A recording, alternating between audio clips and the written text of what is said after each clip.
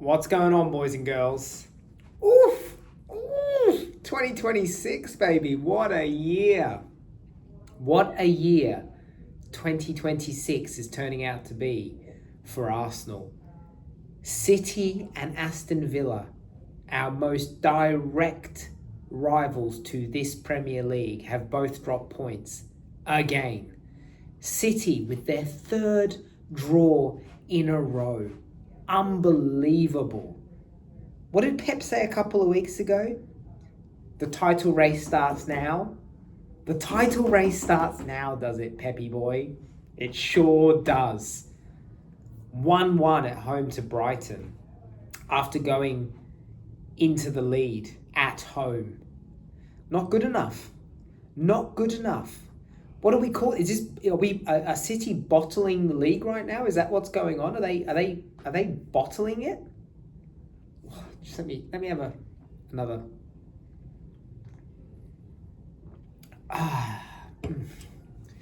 And look, Villa, I mean, whether you thought Villa were in the title race or not, that's more drop points for them.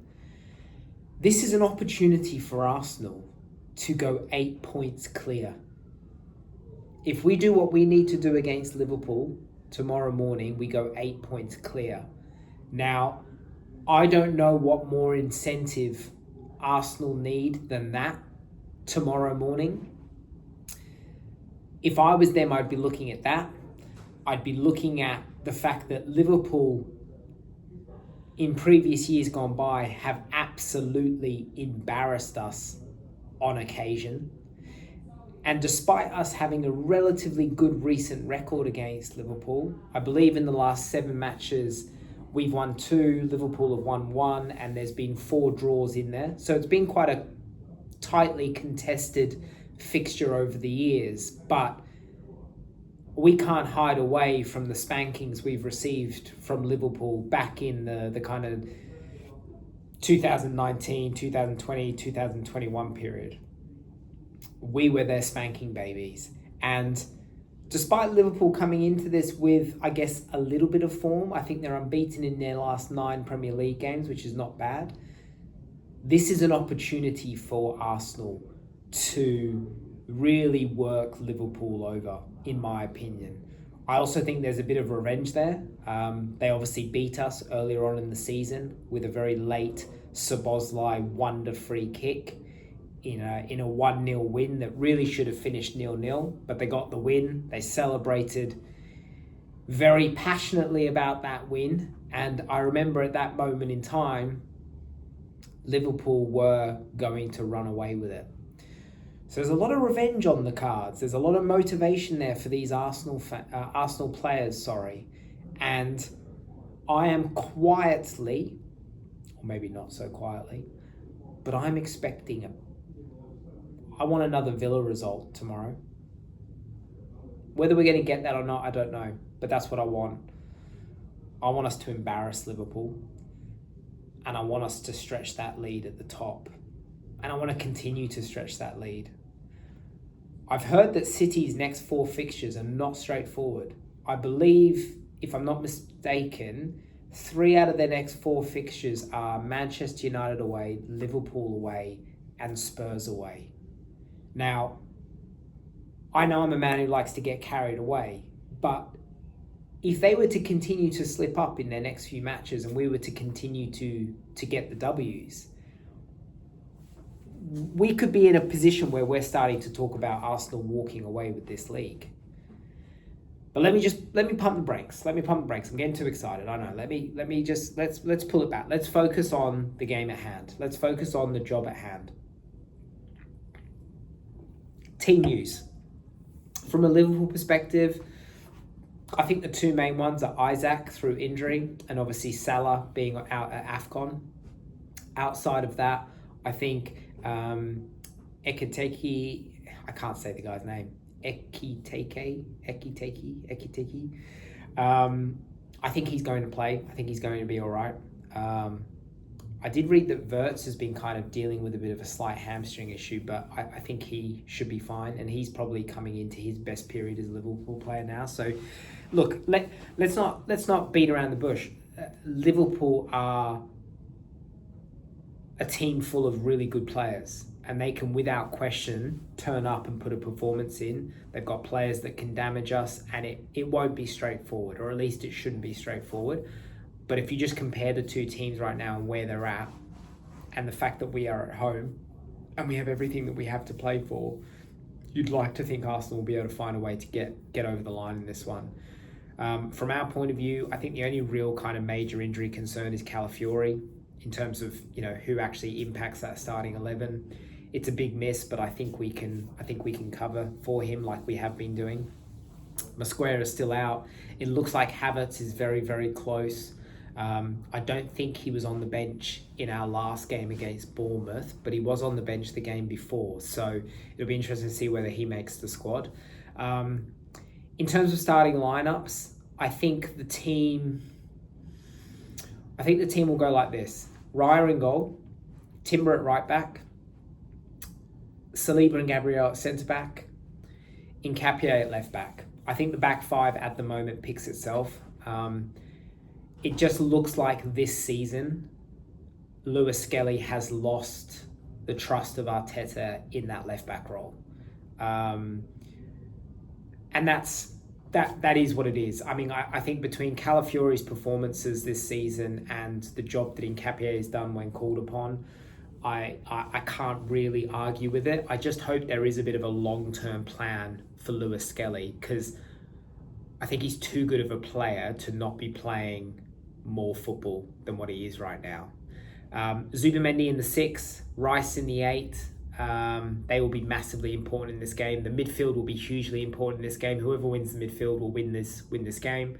Odegaard will be in the 10, so that is the same as Bournemouth. And I think it'll be up front where we change things around. I think Saka and Trossard were rested for this game in particular. They'll be nice and fresh. I know they came on against Bournemouth and they impacted the game, but they played less than 30 minutes, so they should be really fresh and ready to go in this one. So he'll go with Saka and Trossard. And then it's that age-old question, Gyökeres or Jesus? I think he'll go with Gyökeres. I've been watching a few recent Arsenal content creators, and one brought up a point, which is that our winning percentage with Gyökeres in the team is high, a lot higher than if he's not in the team. Now, you can make of that what you will, but I think Gyökeres deserves to continue to start. I think he had one really good moment for Arsenal in that Bournemouth game, which kind of led to the second goal for Rice. You know, it was his strength, it was his occupying of the defenders that ultimately led to that goal being created. And I just think at the moment, I like Jesus coming off the bench against a tired defence, and his trickery and his know-how to kind of help us see a game out and potentially nick a goal. So I think I would start Gyökeres in this game, and I think that's what Arteta will do. This is one of those games where we need the crowd. And I could be completely wrong, because I watch Arsenal matches on TV. So I'm not there in the stadium. But one thing that drives me nuts about it's not just an Arsenal thing, it's a football thing in general, but I hate the fact that in games, you get to like the 40th minute mark and 30% of the stadiums disappear to go get a hot dog and a beer. And then the beginning of the second half, only 10% of them have come back. And then, you know, with 5 minutes remaining, you see people starting to walk out the stadium. I really think this is a game where Arsenal spectators, Arsenal fans in that ground will be our 12th man. We need to create the type of atmosphere we created against Tottenham.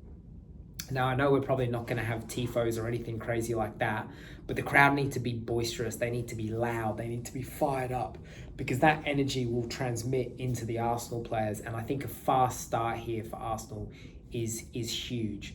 I think if we are able to get a goal in those first 20 minutes of the game, I really do think we could potentially run away with this one.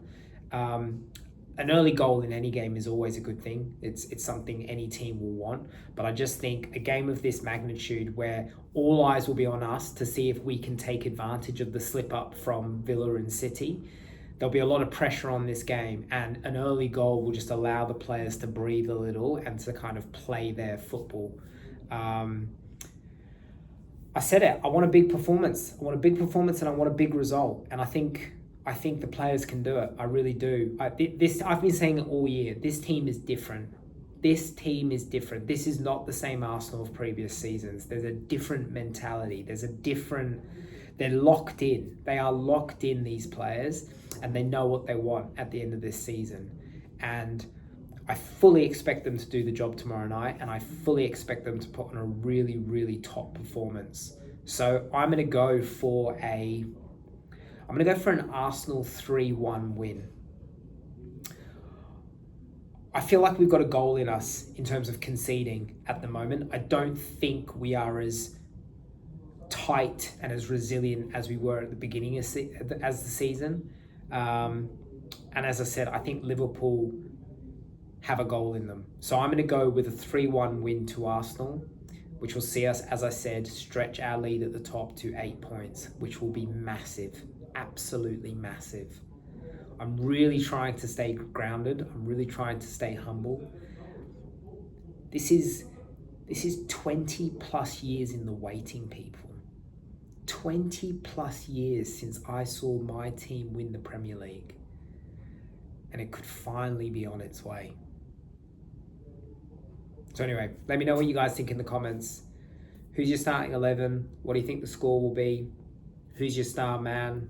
If I had to pick a star man for tomorrow night, I think Saka is well overdue a 10 out of 10 performance. I'm talking constant danger, assists, wonder goal. So I'm going to go with Saka. Let me know, guys. Let's go.